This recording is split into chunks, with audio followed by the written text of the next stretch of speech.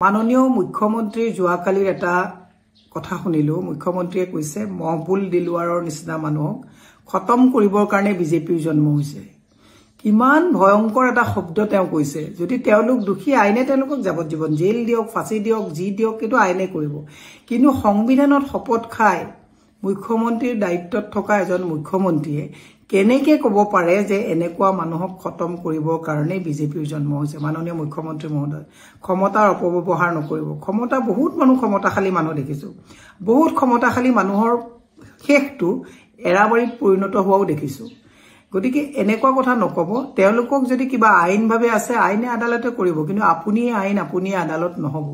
মুখ্যমন্ত্ৰী এজন ইমান জিতখুৰ হয়নে বাৰু? আপুনি যি কথাটো কৈছে, মোৰ ইয়াত মহবুল হক বা দিলৱাৰ বুলি কোনো প্ৰশ্ন নাই, কিন্তু যুৱ প্ৰজন্মক উত্তেজিত। যুৱ প্ৰজন্মে যেতিয়া এজন মুখ্যমন্ত্ৰীয়ে খতম কৰা শব্দটো ক'ব পাৰে, তেতিয়াহ'লে যুৱ প্ৰজন্মই কেনেকুৱা এটা উত্তেজিত এটা অভিভাৱকৰ পৰা এটা বাৰ্তা পাইছে। ই এটা ভয়ংকৰ দিশত গতি কৰিছে। মাননীয় মুখ্যমন্ত্ৰী মহোদয়, ভয় লাগে। আকৌ আমি কৈ আছো আমাক বা খতম কৰা কথাটো কাক লগাই দিয়ে। আমিতো অকলে ঘূৰি থকা মানুহ, কিন্তু নকৰিব। এনেকুৱা জিত আপুনি পূৰণ কৰিবলৈ যিটো কৰিছে নকৰিব। মই সেই কথাটো আপোনাক ক'ব বিচাৰিছো। মই আজি 51-52 বছৰ বয়সত এনেকুৱা জিত পুৰাবৰ কাৰণে আপুনি গোটেই আপোনাৰ তপস্যাটো আছিলে যে আপোনাক জীৱনত যোনে যোনে অলপ অলপ আঘাত দিছে, আপোনাৰ দুৰ্নীতিৰ কথাবিলাক কৈছে বা আপোনাৰ কেলেংকাৰীৰ কথা কৈছে, আপুনি গোটেই জীৱনৰ এই গোটেই কথাখিনিৰ জিত পুৰাবৰ কাৰণে যে মুখ্যমন্ত্ৰীৰ পদত বহি দিছপুৰত বহিলে, দুৰ্ভাগ্যজনক কথা। অসমৰ ৰাইজৰ টকা পইচাৰে চলি আছে। আপোনাৰ হাতত আইন আছে, আপোনাৰ হাতত আদালত আছে, আপোনাৰ হাতত পুলিচ আছে, আপোনাৰ হাতত DC আছে, সকলোবিলাক আছে। তাৰ অৰ্থ এইটো নেকি যে আপুনি যধে মধে য'তে মন যাব ততে কাম কৰিব? মই বিনম্ৰভাৱে অনুৰোধ জনাইছো, অসমৰ ৰাইজকো কৈছো যে এখেতৰ প্ৰত্যেকটো কথাত হাততালি নামাৰিব। এই যিটো হাততালি কৰিছে, বুলডোজাৰবিলাক পাহৰি নাযাব, ভুৱা এনকাউণ্টাৰবিলাক পাহৰি নাযাব।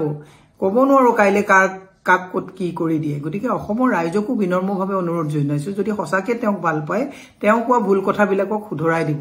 লগত থকা যিবিলাক তোষামোদকাৰী আছে, তেওঁক সঁচাকে একচুৱেলি বেয়া পায়, সেইকাৰণে এই কথাবিলাক কৈ নিদিয়ে যে দাদা ৰজা উলংঘা হলেও বাহ দিয়া লগত লগা যিবিলাক মানুহ ৰাখিছে, ৰজাটো উলংঘ হৈছে। অসমৰ ৰাইজৰো ভৱিষ্যত, যুৱ প্ৰজন্মৰ ভৱিষ্যতো কিন্তু বহুত বেয়া দিশলৈ গতি কৰিছে। মই মুখ্যমন্ত্ৰীক পুনৰ অসমৰ মুখ্যমন্ত্ৰীক পৰামৰ্শ দিছো, আপুনি জিদ কমাই দায়িত্ব পালন কৰক। কিয় এনেকুৱা ইমান জিদখুৰ হৈছে? এই কথাবিলাকে আপোনাক কোনোবা দুজন মানুহক খতম কৰিব এই বাৰ্তাটো দিয়া নাই। এই কথাবিলাকে কি কৰিছে জানেনে?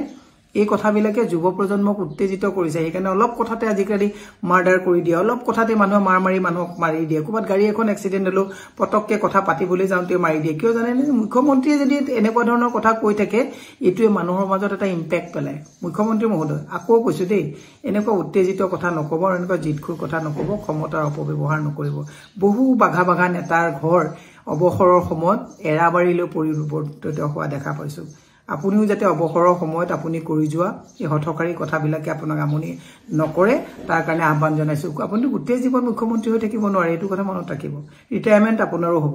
ৰিটায়াৰমেণ্টত যাতে আপুনি কোৱা এই হঠকাৰী কথাবিলাক, এই উদ্ভণ্ডালী কথাবিলাকে যাতে আপোনাক আমনি নকৰে, শুভাকাংক্ষী হিচাপে আপোনাক বিনম্ৰভাৱে অনুৰোধ জনাইছো। ধন্যবাদ।